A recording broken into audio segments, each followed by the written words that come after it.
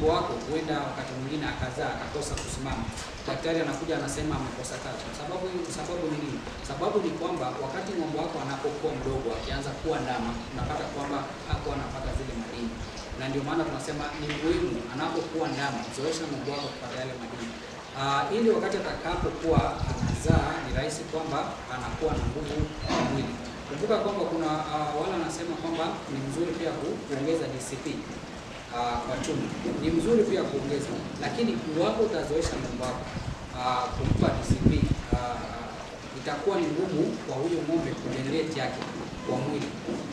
Kumbuka ni muhimu sana, iwapo ng'ombe utampa kidogo atafute kidogo. Hiyo ndio maana mwili ama system ya ng'ombe inafanya kazi. Lakini iwapo kila siku wewe kuprovide, kwa hivyo pia zile system ambayo ingeanza kutoa zile madini inaenda chini, kwa sababu una provide, na kama itaenda chini, kwa hivyo utagharamika zaidi, kwa sababu lazima utahitaji kuingia mfuko ili kutoa yale